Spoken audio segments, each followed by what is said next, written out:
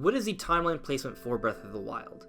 This is a question that a lot of us have asked and others have tried to answer, but the truth is there is no confirmed, concrete set point in time as of now. However, since all the DLC has come out, there have been some interviews, and I think these interviews sort of shed some light on the situation, and ultimately I think they're going to help me to come up with an answer as to where Breath of the Wild actually takes place in the Legend of Zelda timeline. So without further ado, let's get started with my final assessment on the timeline placement for Breath of the Wild.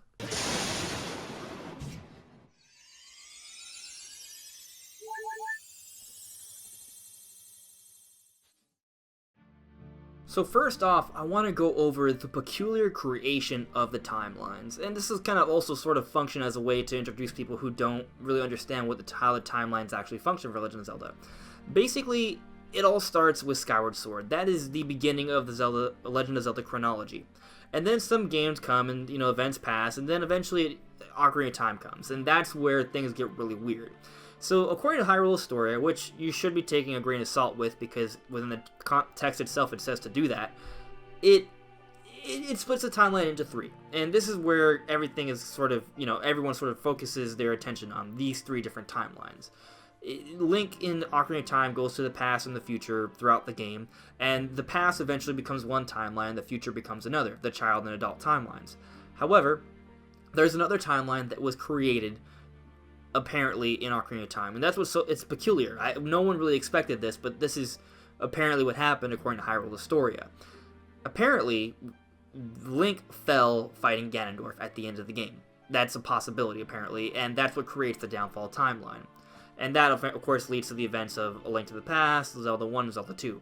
Now, the thing that's weird about that is that, well, unlike the other two timelines, the child and adult timeline, those timelines are based off something that was in Ocarina of Time, the actual game. There was the past and there was the future, two actual timelines in the game. There wasn't a third timeline. It wasn't there. There's nothing in your actual gameplay that will guarantee some sort of situation that will create that. However, you could die, and you could die in the fight against Ganondorf or Ganon or whatever, and maybe that's their sort of thinking on creating a different timeline, someone's actual playthrough. But the thing is, people's playthroughs can vary, so I'm not sure that really makes sense. It's peculiar, to say the least. So I want you guys to sort of keep this weird timeline creation in the back of your minds, because I think as I continue on with my argument, it's going to really sort of give you a different perspective on what's actually happening here. Now, let's talk about the actual timeline debate, right? Now, since we know there are three different timelines, we also know that the game takes place after the events of Ocarina of Time, so it has to be within these three timelines, supposedly. That was confirmed in an interview, that the game does take place after the events of Ocarina of Time. So then, people have jumped into the debate and saying, oh, it's in the it's in the downfall timeline, or it's in the child timeline, or the adult time. People have debated about which one, and the thing is, you could pick an argument for either of the three timelines, and you could have a lot of really valid points, but you would also find a lot of contradictory evidence. For example, with the adult timeline, the timeline where there's the Wind Waker, you would find it's a giant sea. The Wind Waker has a giant sea, and there are Koroks and Rito. In Breath of the Wild, you will also find Koroks and Rito, and you will find rock salts making a reference to an ancient sea all throughout the map. So then people would think, oh yeah, this game takes place well after the Wind Waker. Except, at the end of the Wind Waker, all of the waves crash and destroy Hyrule, and they move on to find another Hyrule. So it doesn't really seem to fit because of that. Now, of course, then there's the possibility of the child timeline, the timeline where there's Twilight Princess. So in Breath of the Wild, there's this scene where they'd make a reference to the Twilight Realm. And with that alone, a lot of people are assuming, oh, the game has to take place in this timeline. Except here's the thing, there are no Koroks, and there are no Rito and Twilight Princess. There are no Gerudo or Sheikah either, actually, and there are all of these species in Breath of the Wild, so it doesn't really seem to add up. And then, of course, there is the downfall timeline. When that timeline, there's a lot of details that actually match up pretty well. One of which being the tunic that you get towards the end of the Breath of the Wild game when you've gone all the shrines. That tunic looks just like all the tunics that all the different Links have worn in the downfall timeline. And of course, there are Lynels, and there are the Great Fairies. Now, the Great Fairies are in all of the downfall timeline games. They are these fairies that, over time, people stop visiting them, and people stop paying homage to them, and they lose their power, their magical power, and they need rupees to be restored. this is the same narrative with all the fairies in Breath of the Wild, and these kind of fairies you don't find in any of the other Zelda games that take place in the other two timelines.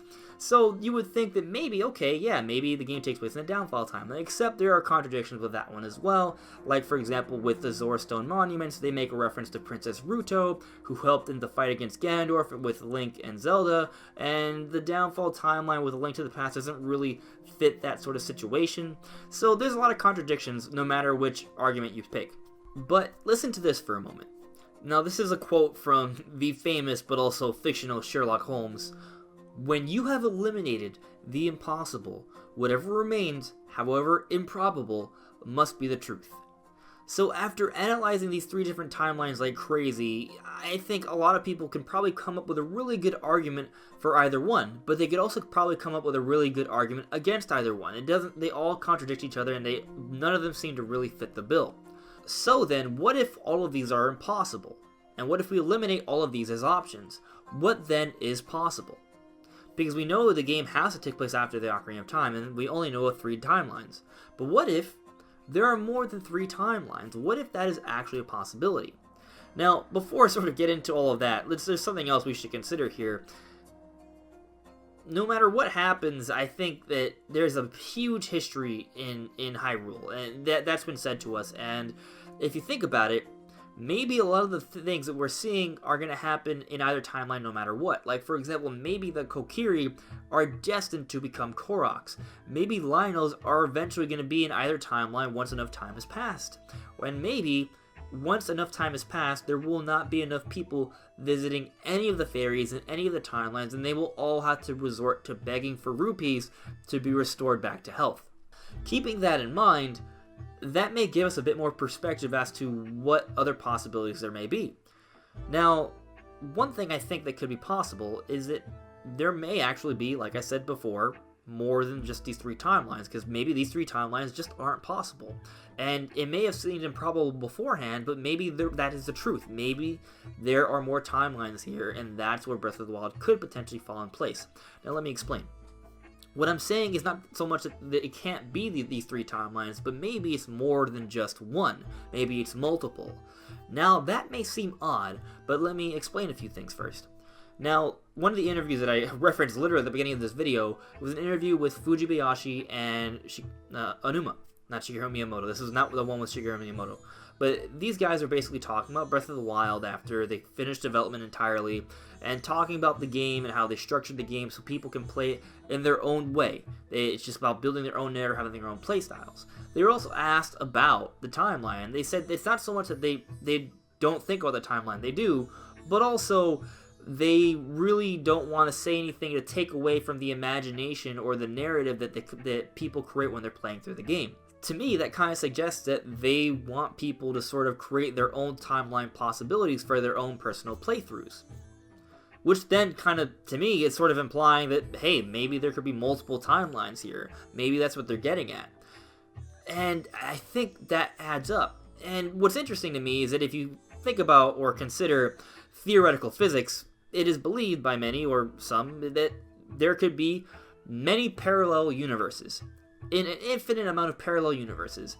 And if you think about it, these different timelines that we know are in the Legend of Zelda series now are basically different parallel universes. Now, there may be some similarities, there may be certain things that they all share, but there are differences between each one.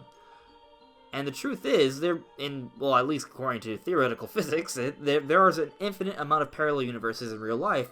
So why can't there be an infinite amount of parallel universes in the Legend of Zelda? It would actually make it really easy for them to create a lot more timelines. If there's already 3 and they were able to be created, why couldn't more be created? Now here's another thing to consider. When the Downfall timeline was created, quote unquote, according to Hyrule Historia, it was based off an event that may or may not even happen in your own personal playthrough. So bearing that in mind, when we all play Breath of the Wild, different things can happen. Our experiences can be entirely different.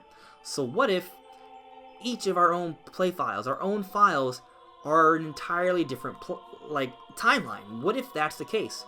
That would suggest that there's essentially an infinite amount of different timelines, and everyone's own file is different. Everyone's own playthrough is different. They build their own narrative with their own imagination, with their own experiences in the game, and that's a timeline for them.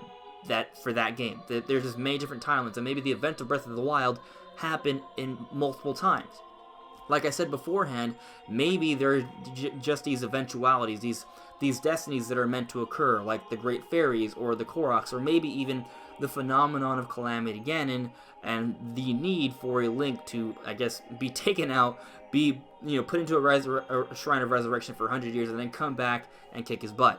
And I guess that's potentially the case here. I think that there's just an infinite amount of possibilities, and that could be the answer for Breath of the Wild's timeline placement. There's many. It's not just the 3, it's a whole bunch. And each of our own playthroughs is that.